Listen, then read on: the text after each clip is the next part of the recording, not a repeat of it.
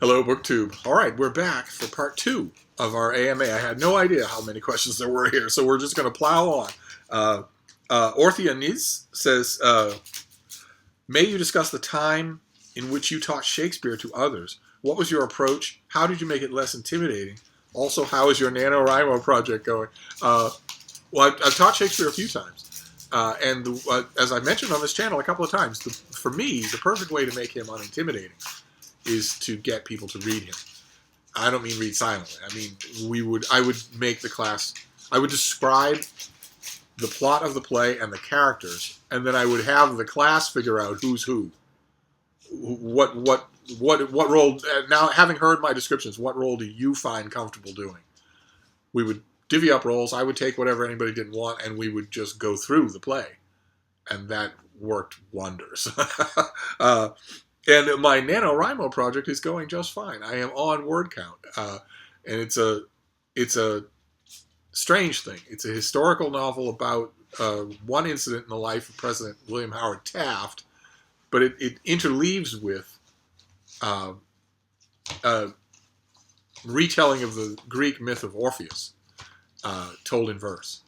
And as I could have predicted, the verse part is the challenging part, but I'm having a ball doing it, and working the two of them together, making them part of each other has been lots of fun. Let's see here.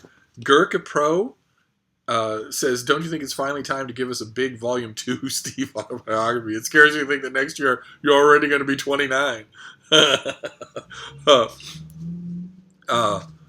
Also, do you think it's the last time you didn't answer my question about how Frida got her name. Frida is my puppy, my little miniature Schnauzer puppy. It just came to me. It's dogs very much prefer it if they can hear their names as opposed to listening to your tone of voice. They can make do. They read humans better than anybody, so they can make do figuring out when you're calling their name. But what they really hear is a long vowel. So calling a dog Spot means that the dog is going to grow up figuring out when you're calling his name. If you call him Spote, he can actually hear it. But it just there isn't any significance. It just came to me. And does he go on with another question? Oh no, he says, thank you so much for your videos. They always bring a lot of joy to me. Oh, thank you. That's wonderful. As I mentioned in the part 1 of this AMA, this brings me a lot of joy too. That is definitely mutual. Elena Macrodina. Yay. Good. Says, could you talk about the time you lived in Venice? Where did you live? What was your routine? Did you have favorite walks? How long did it take you to get used to the city? How long did you stay there? Well, I lived in the Dorsoduro, which is a neighborhood of a region of Venice that is built largely on rock, so it doesn't flood quite so bad. It probably does nowadays, but when I was there, it didn't flood quite so bad. The Dorsoduro is where you would hear about the flooding of other people, but not really experience it yourself. And I lived there for quite some time, over a year. It took me a little while to get to know the city. It took me a little while to learn how to speak Venetian, to learn how to speak the particular slant that they put on Italian. And then I did develop routines. I would go for a walk all around in the morning with my dogs. I wasn't really near anything that we would today in America call green space, so we would just walk around. And I got to know the local. I did what I always did do. I settled in like a local, so I got to know the shops. I got to know the square and the times of day and the people. And I loved it. Absolutely loved it. Even though my apartment was not made for cold weather. No apartments in Venice at the time. Maybe the place is probably vastly modernized now, but at the time, no apartments in Venice were made as if cold weather existed. The Venetians like to just pretend that winter never happens in their city, which can make winter barbaric when you're there, and it was for me. Anyway, let's see here. Sotiris Itsus Says he's just finishing Against the Day and wants a comparable recommendation. Uh, I would recommend more Pynchon. Certainly, there's nobody that quite writes books like him. So, I mean, Against the Day is Pynchon at his most Pynchon-esque, but I'd still recommend all the others, all the big doorstoppers of his. Have you read Margaret Young's Miss Mackintosh, My Darling? I did read it. Yes, I liked it.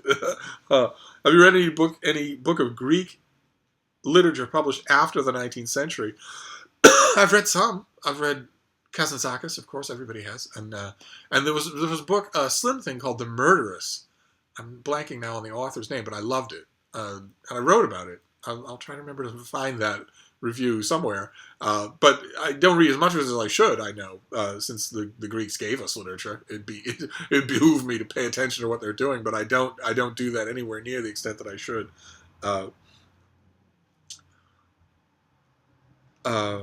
Valentina Garcia says a live video would be awesome to answer some questions. I agree. She wants me to get my teenagers to help me with that, and I probably could if they didn't think BookTube was so lame. but I can probably figure it out on my own, right? I mean, it can't be that hard. But, famous last words. Jamie Granath says, "Do you like the Flashman novels? And if so, which is your favorite? Would you recommend Isaac Asimov or Arthur C. Clarke?" I do like the Flashman novels, of course. I cannot live without Flashy. And I think my favorite is probably Flashman and the Great Game, but any one of them, depending on my mood, they are just so evergreen wonderful that it'd be just a question of which one came to hand first. And I would recommend Asimov and Clarke as very beginner science fiction sort of entry points. I don't understand people people who read a lot of science fiction and who are fully grown adults who still like these two. There's no artistry involved in what they do. There's a lot of absurdity involved in what they do. And what passes in their work for thought-provoking it's always so easy to see its pulp roots. It's all so cheesy. the stuff that's meant to be deep or thought-provoking is always so cheesy in their books. There's a mystery planet. It turns out to be Earth. They're fine to start with. They've been entry points for people for a whole lifetime into the world of science fiction, to some of its basic assumptions. But I strongly urge people to go beyond them as quickly as possible. Posidonius 99 says, question number 1, with ebooks and audiobooks available online, how much does it still matter if the book is in print? Well, it matters less and less. I agree. A great number of books that I like are not available. You still have to go and find them. I like nonfiction, and older works of nonfiction that aren't yet in the public domain tend not to be preserved electronically. You have to go and find them. And I think, unless there are resources I don't know about, like for instance, the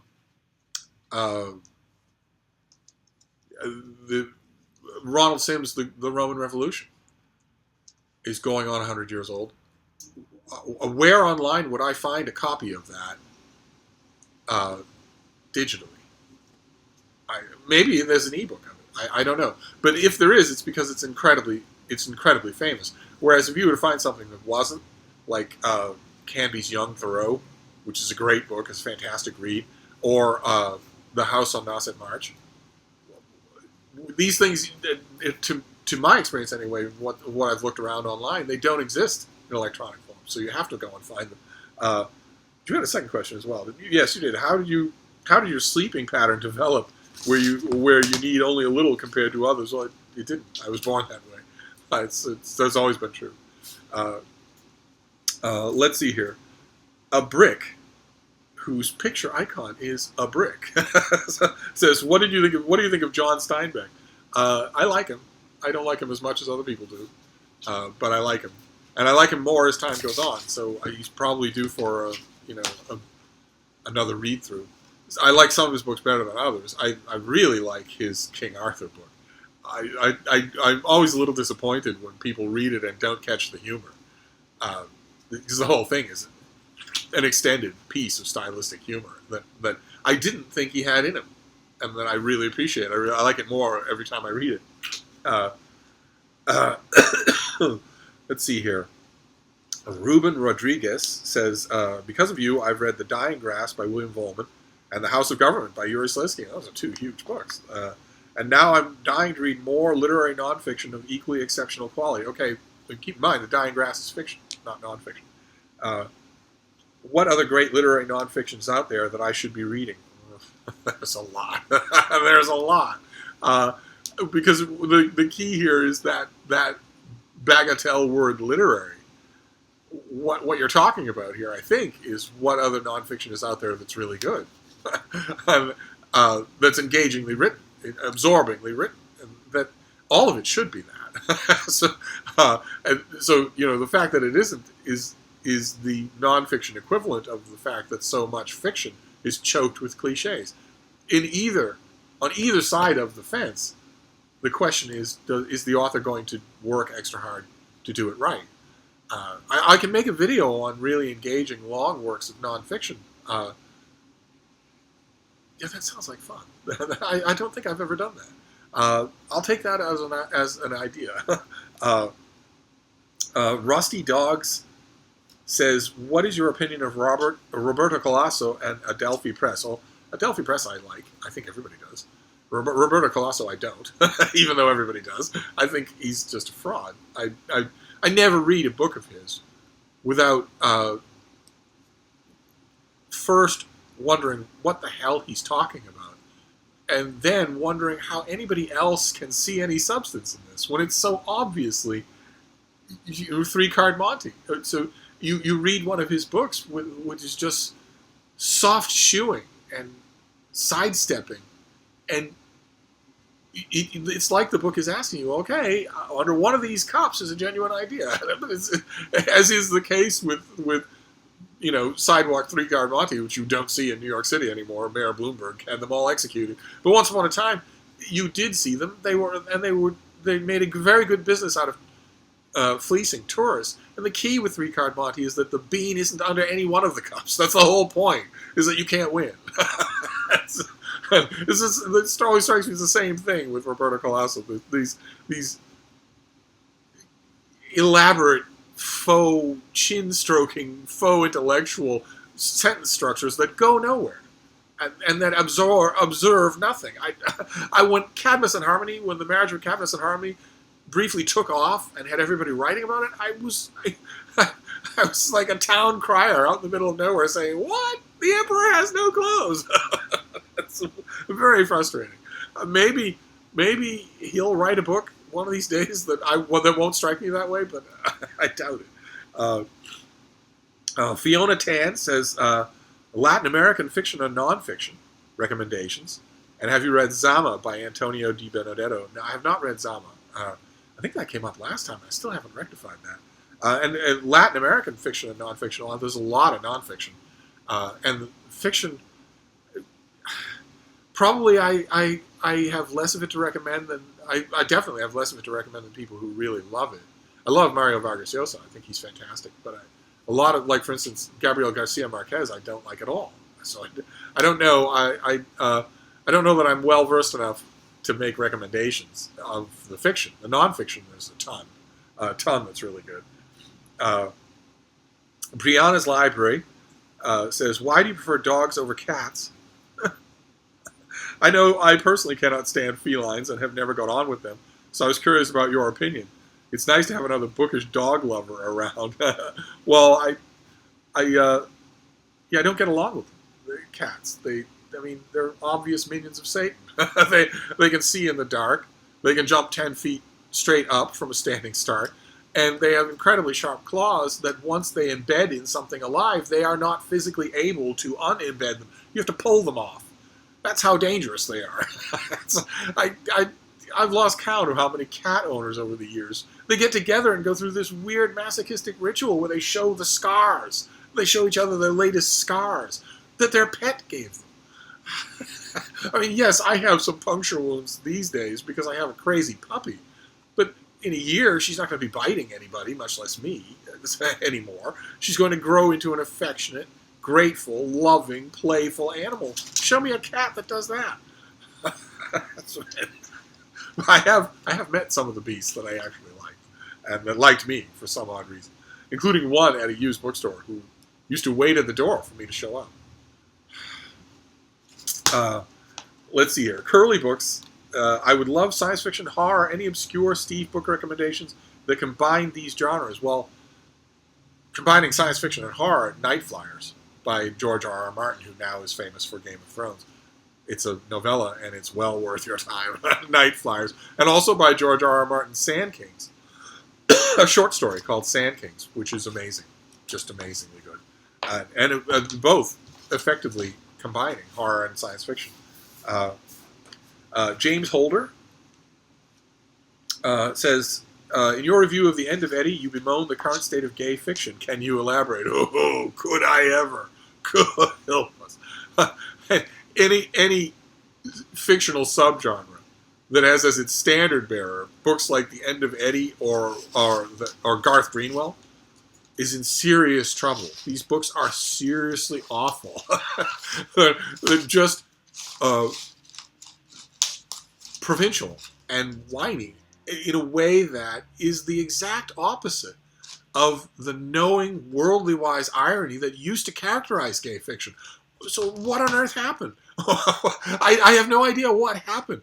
Is it the AIDS epidemic? Is that what did it? Is that what changed the zeitgeist and narrowed the psyche so much?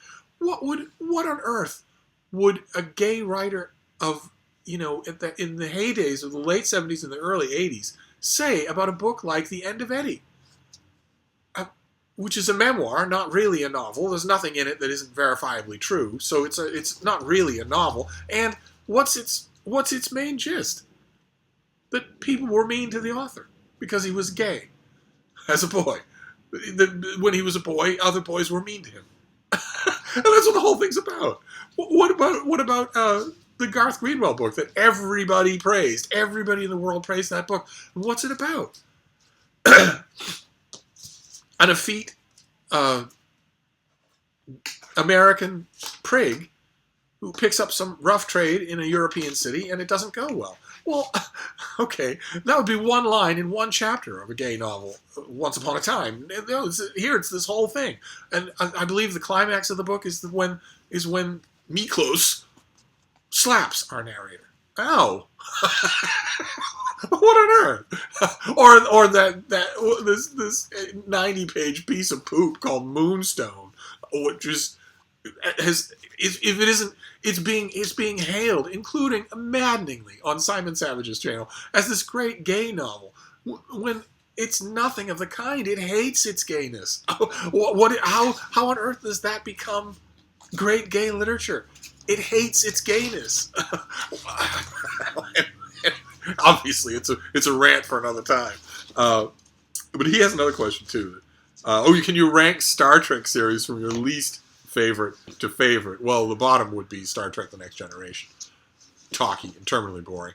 One or two interesting characters lost in a sea of bureaucrats. And at the top of the food chain, a totally unlikable managerial control freak. At the top of the food chain, the guy controlling the Enterprise is a small town mall retail manager. Petty, micromanaging, unlovable, uninspiring.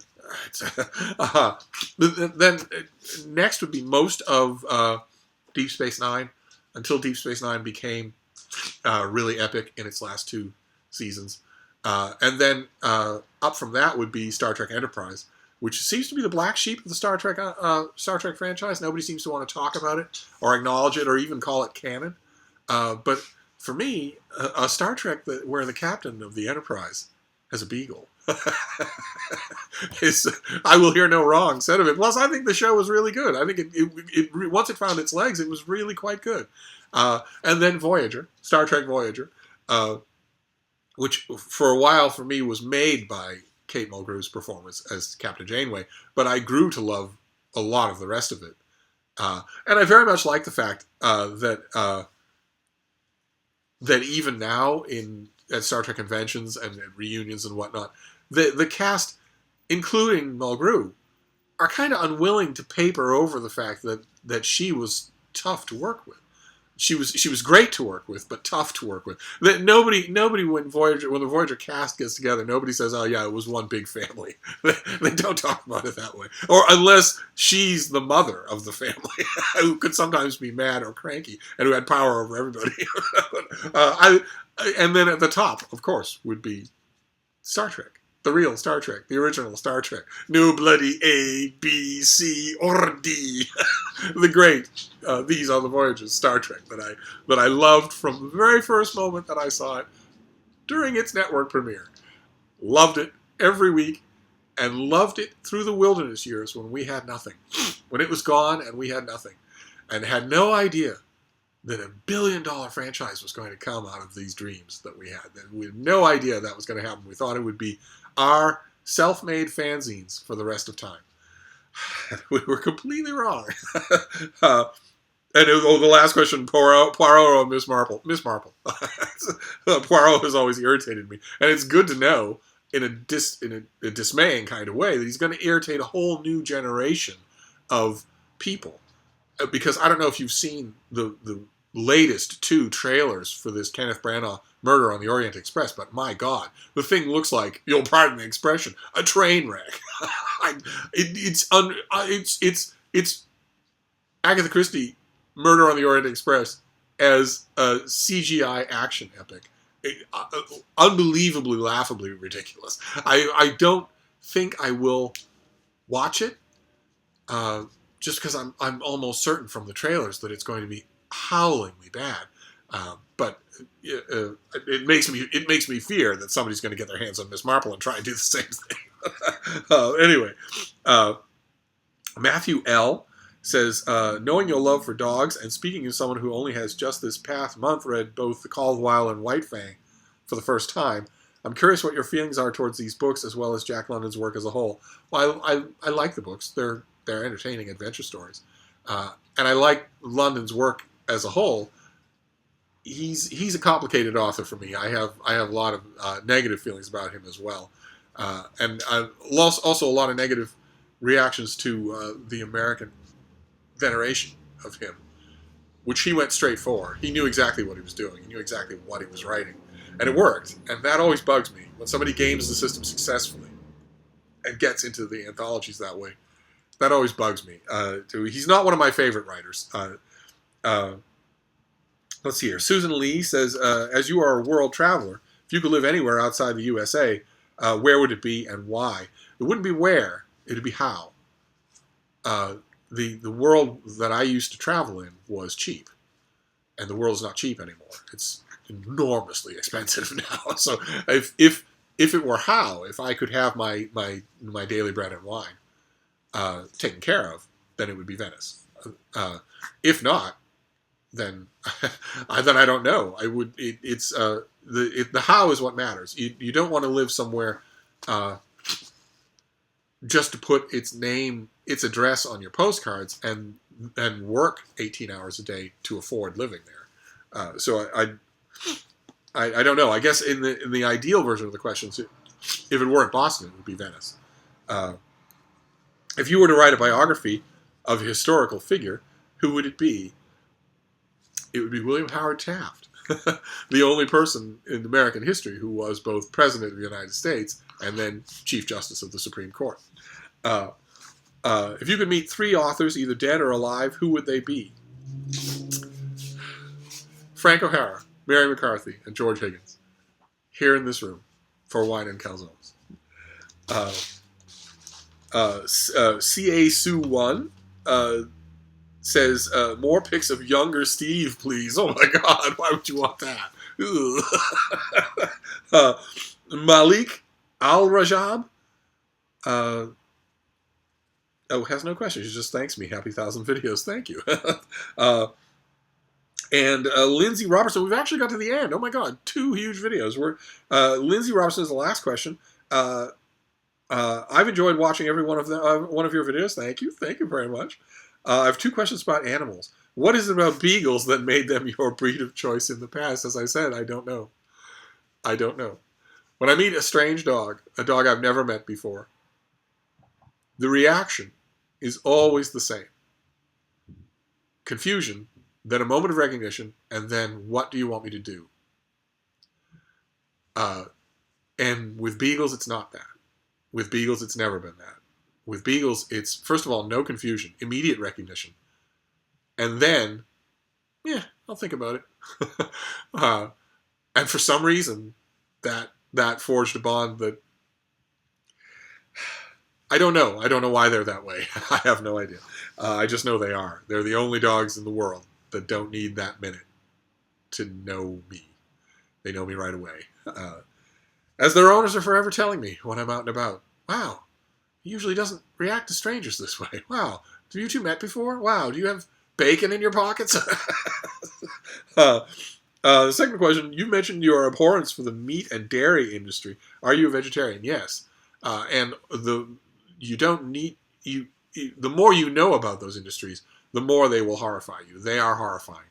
There's no two ways about it. The psychological disconnect that I see in people, and that I've done myself, just bewilders me. When people say, well, yeah, I know, but I like the food anyway. I like the way it tastes. I don't, if you know even the smallest bit of what poultry farming is like, or the meat industry, if you know the smallest fraction of what those things are like, what happens to those animals, what their lives are like, then you wouldn't be a part of it. And if you know those things and you would be a part of it, I'd love to hear how you rationalize it. But actually, I probably wouldn't want to hear that. But anyway, it looks like that wraps it up, unless I've missed some. It looks like that wraps it up. So that is our 1,000 videos, AMA, part 1 and part 2. And I'm going to wrap this up because this is an enormous amount of time. And I will see you soon. Thank you, BookTube, and thanks very much for the 1,000 videos and for all the questions. This has been an absolute thrill to make these videos for you and to talk with you every day. So let's keep it up. Thank you, BookTube.